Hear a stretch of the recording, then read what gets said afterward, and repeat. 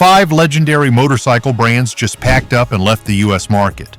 No press release, no warning, just gone. For decades, they built the bikes we dreamed about, the ones that defined the sound of the open road. Now their logos are fading from dealerships and their parts are getting harder to find. If you've ever rolled into a shop only to hear, "We don't service those anymore," this one hits home. Tonight, we'll break down why these legends vanished and what their disappearance means for every real rider still holding the line. Number 5. Bimota. Some names rise from precision and pride, not mass appeal. This is one of them. Once whispered about in performance circles as the craftsman's dream, the brand now drifts on the edge of memory for American riders. The machines still exist, rare, hand-built, and beautiful, but the presence on United States roads has faded to a rumor. Every piece of the bike speaks to artistry, yet that artistry comes at the price of reach. The heart of the machine is brutal in its precision and unapologetic in its intent. Those numbers once read like a challenge, and they should. This machine was never built to blend in. It was built to redefine the idea of control.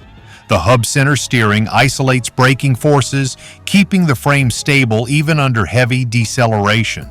The engine comes from a proven Japanese powerhouse, but the frame and geometry are pure Italian rebellion.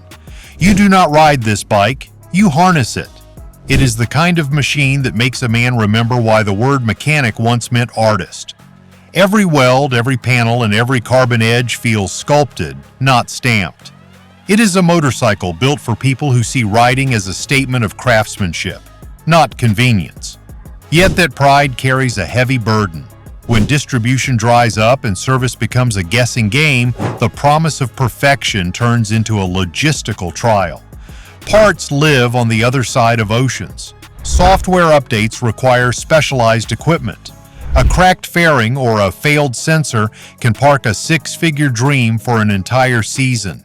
For the devoted few, that is part of the story. They will wait, pay, and polish because owning such a machine is not about miles. It is about belonging to a myth. But for the rider who simply wants to fire up the engine on a Saturday morning and roll into the wind, this brand has become an echo rather than a companion. The departure from American showrooms was quiet, almost polite. No press release, no final celebration. Dealers closed their doors, and the few remaining units became collector trophies. The mark had never failed because of quality or speed. It faded because its heartbeat could not synchronize with the practical rhythm of American riding. Here, a man expects to find his parts within a week and his service within a drive. The Bimota owner instead finds himself writing emails across time zones, waiting for translations and hoping the part arrives intact. It is an affair of patience more than passion now. Those who know can never let go.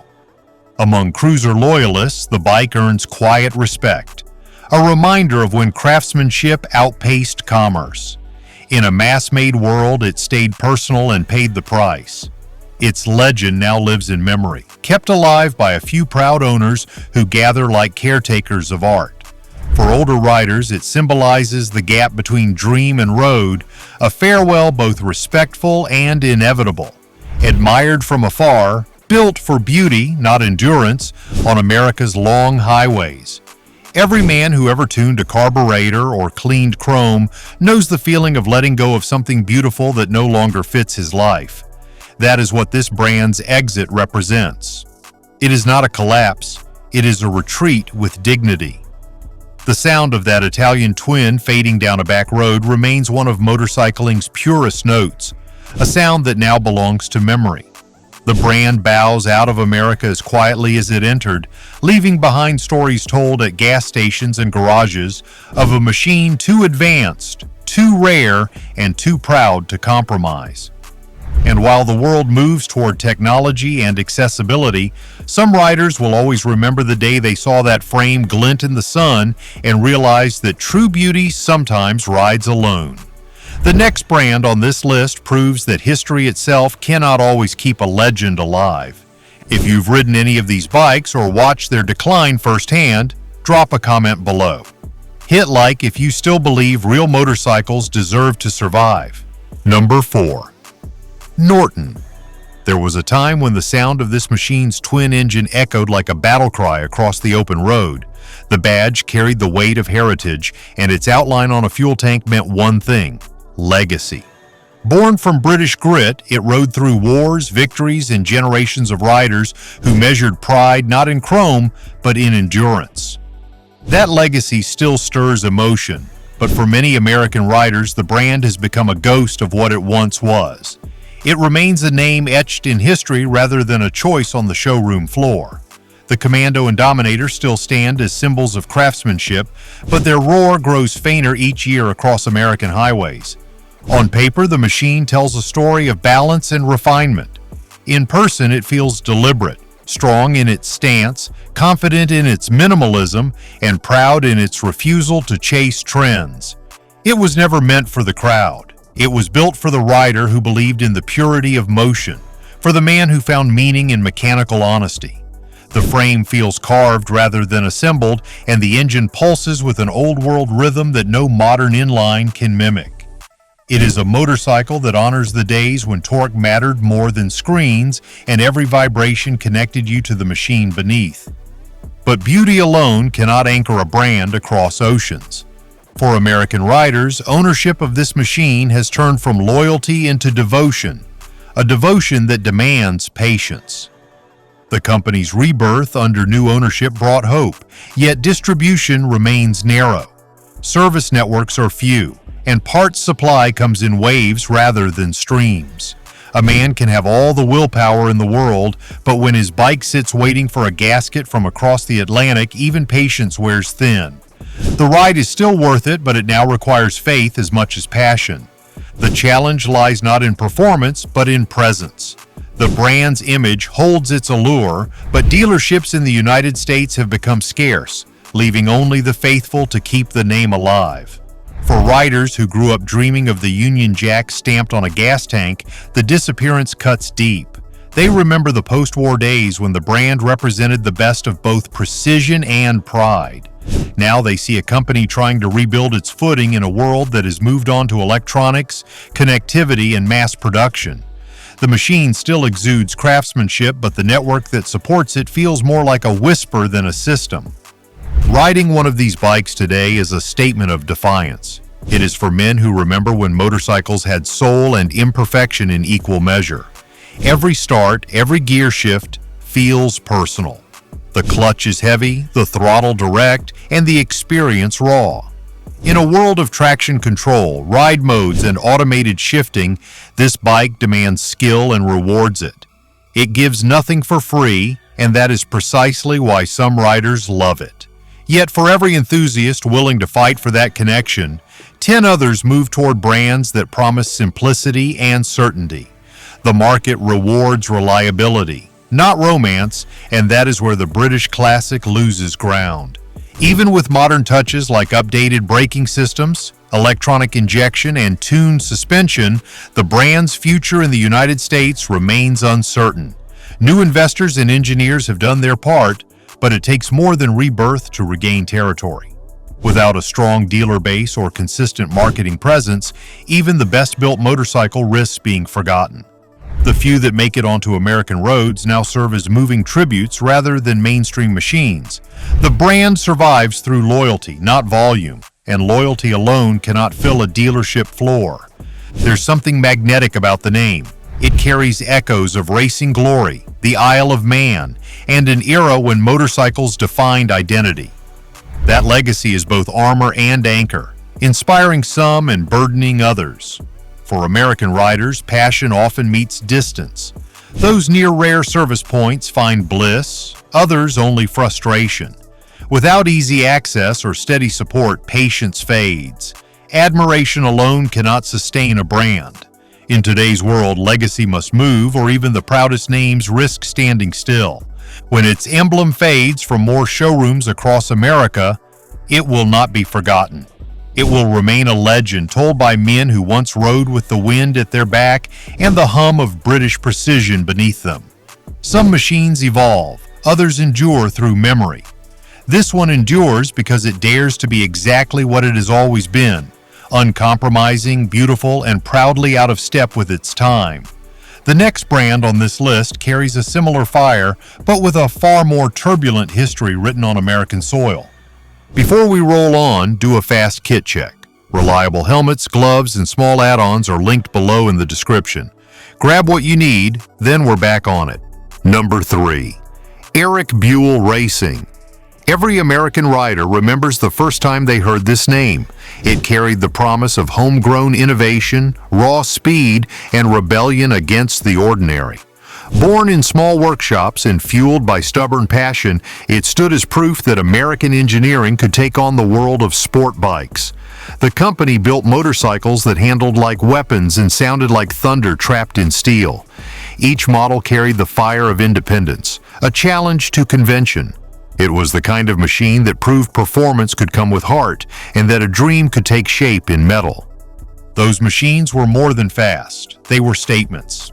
They balanced massive torque with razor precision, their frames doubling as fuel tanks and their swing arms housing oil to save weight.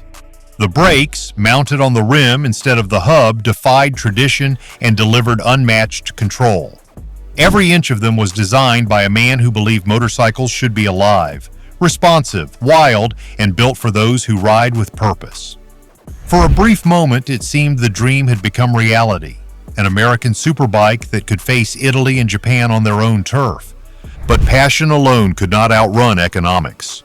The brand story is written in flashes of brilliance and sudden silence. Factories rose, fell, and rose again under new banners. Yet the fight always came down to funding. The machines were brilliant, but brilliance cannot replace marketing or infrastructure.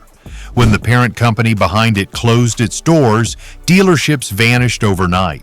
Riders who believed they had found the future suddenly found themselves without support, without warranty, and without parts. The bike that once symbolized defiance became a relic of what could have been. For those who own one today, the connection runs deep. Each startup feels like rebellion against the odds. They maintain their machines with online guides, small communities, and the last remaining specialists who still carry parts from the old warehouse. It is not an easy motorcycle to live with. It demands attention, respect, and patience. Yet the satisfaction of hearing that engine come alive again is something only true enthusiasts understand. When it runs, it reminds its rider why motorcycling is still a craft, not just a product. The engineering behind the machine was always ahead of its time. It placed weight where it mattered, cut excess wherever possible, and transferred power with surgical precision. Riders who have tasted its power often describe it as raw and unfiltered, the kind of sensation that modern electronics try to smooth out. That untamed nature became both its strength and its downfall. In an era moving toward comfort and control, this bike demanded courage. You had to wrestle with it, learn it, and trust it completely. That made it a masterpiece for the few and a mystery for the many. Across America, the story of this brand is told with a mix of pride and heartbreak. It was the underdog that refused to surrender. Founded by a racer who worked for Harley-Davidson before setting out on his own, the company represented what every rider believes deep down, that the open road should belong to those who dare. It carried the torch for American performance long before electric motors or imported technology tried to redefine the ride.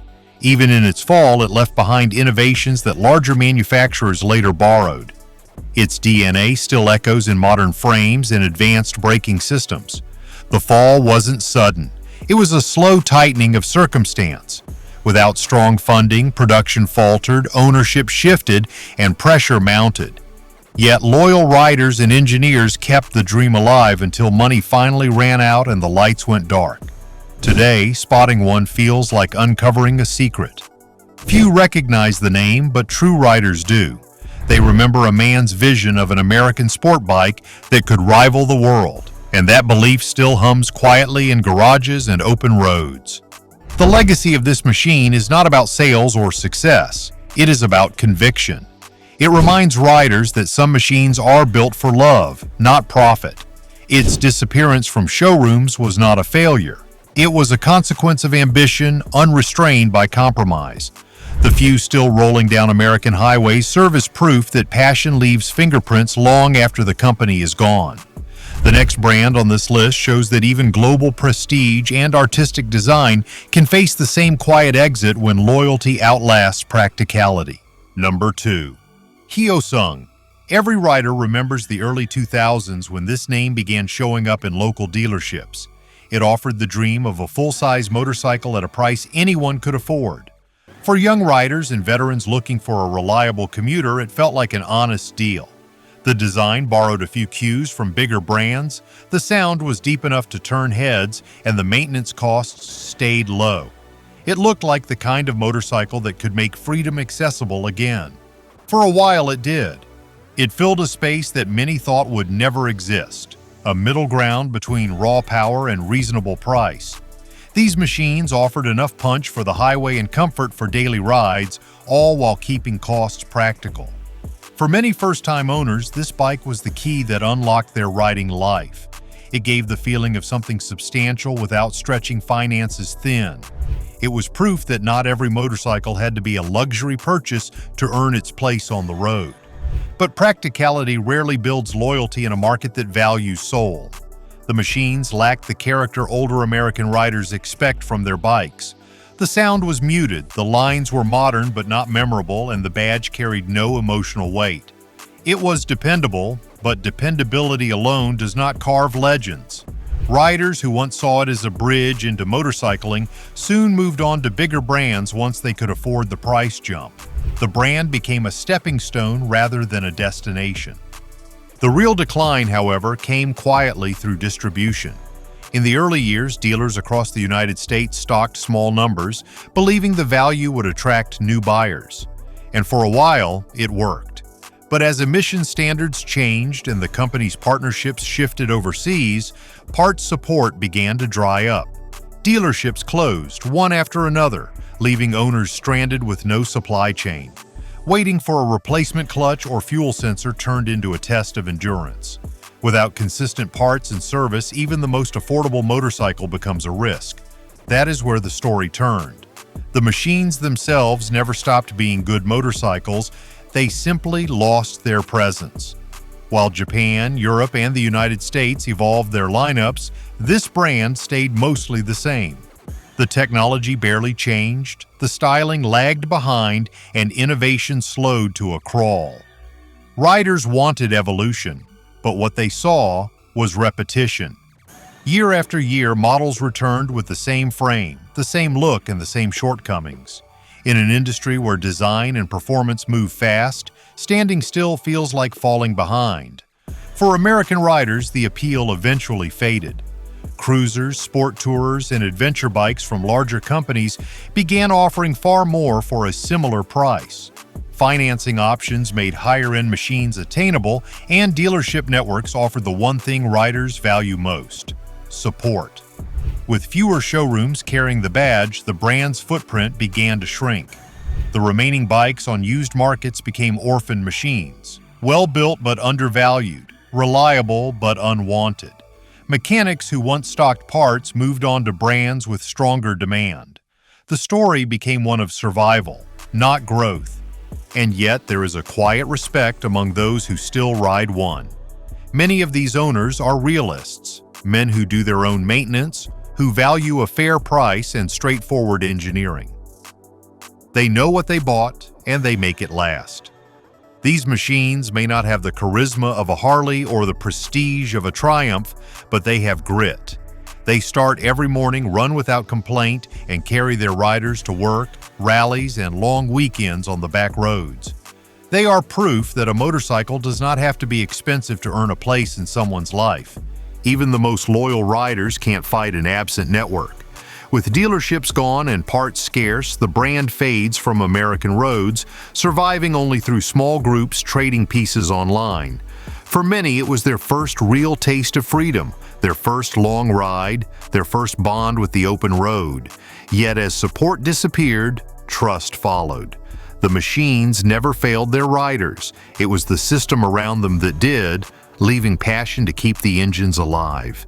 Its quiet goodbye leaves a gap for another brand to rise, one that can blend affordability with identity. For now, the few remaining riders keep the flame alive, their machines running through sheer dedication and shared wisdom. The open road remembers them, even if the dealerships do not. The next brand on this list carried far more heritage, far more power, and far more heartbreak when its time finally ran out. If these stories hit close to home, don't miss what's coming next. Subscribe now. Join the riders who refuse to let America's motorcycle legacy fade into silence. Number 1. Victory. Some names fade quietly, but this one went out like a thunderclap across the American horizon. Victory stood for what many riders believed in: power made honest, design made bold, and heritage built right here at home. When it first appeared, it was more than a motorcycle brand. It was a declaration that American engineering could still rival anyone. The machines it produced carried strength in their frames and pride in every mile. For 2 decades, it stood as the alternative that refused to bow to tradition or compromise on performance. Those who threw a leg over one understood immediately why it mattered. Every twist of the throttle sent a message that American muscle could be modern, refined, and relentlessly powerful. The engine didn't just deliver torque, it delivered confidence. The design was distinctive, angular, and aggressive, standing apart from the sea of familiar silhouettes. You could spot one a mile away, carving down a highway or idling at a stoplight, carrying its rider with an unmistakable sense of authority. Victory built motorcycles that didn't chase nostalgia. They built machines for men who believed that the future of American riding should be bold, not borrowed. The rise of the brand was quick but not easy. It was born in the late 1990s when the American market was dominated by one giant. That alone took courage. Polaris, the company behind it, poured resources, engineering, and heart into making sure these bikes were not mere imitations. They introduced models that could hold their own against the heaviest cruisers on the market, delivering smoother handling, stronger brakes, and engines that felt unstoppable on long rides. Riders who took the leap found something rare, a fresh take on American V-twin power that didn't feel like a copy of anything else. For many, it was the best-kept secret in motorcycling, but the world rarely rewards the brave without compromise. As the years rolled on, competition tightened and costs climbed. Polaris, despite its ambition, found itself torn between 2 American legends: its growing off-road empire and its new dream of reviving another historic motorcycle name. In 2017, the announcement came down like a gut punch. Production would stop. Dealers would clear inventory. The brand that had given Harley-Davidson its most credible competition in decades was shutting its doors. There was no scandal, no collapse, just a decision made on paper that silenced the roar of something great. For the men who owned these bikes, it felt personal. They had not just bought motorcycles, they had invested in an idea. Victory owners stood apart at rallies, proud to ride something different yet fully American. The lines were clean, the power unrelenting, the reliability beyond question. Many believed the brand had finally achieved what so many others couldn't, blending American style with modern technology. But corporate priorities have a way of bearing even the strongest hearts. When Polaris shifted its focus to Indian motorcycles, the writing was on the wall. Victory's story ended not because it failed, but because its success was no longer convenient. The loss still stings across the community. For older riders, the name carried a sense of hope that American motorcycles could evolve without losing their soul. It bridged the gap between generations, offering modern performance without abandoning the thunder and grit that define American iron. Its engines were powerful but civilized, its handling crisp but comfortable. It was the perfect machine for long-haul freedom and short bursts of adrenaline alike. When that line was cut, it felt like a betrayal to those who believed the road could always offer something new. Seeing one still thunder down the highway is like spotting an eagle in the wild, a living symbol of what American engineering once dared to be. Riders keep them immaculate, carrying the torch not from nostalgia but pride. Victory proved innovation and heritage could ride together, showing that refinement and raw muscle could share one road. Even in silence, it stands as proof that greatness isn't measured by time, but by the lasting impact it leaves on those who still believe. Victory's end marked more than the close of a company. It marked the close of an era when courage could create competition and craftsmanship could shape culture. Yet every rider who turns the key on one of those remaining machines knows the spirit is still alive. It rides through open highways, through endless sunsets, and through the hearts of those who believe that American steel should always stand for independence. The next chapter of motorcycling may move faster or shine brighter, but few will ever carry the kind of pride that Victory once did. It remains, even in its absence, a triumph of will and a symbol of what it means to truly ride free. If you believe motorcycles should still be about grit, craftsmanship, and freedom, you're in the right garage. Hit subscribe to stand with riders who remember what made this world great, and drop a comment below. What brand do you miss the most and why? Let's keep the legends alive.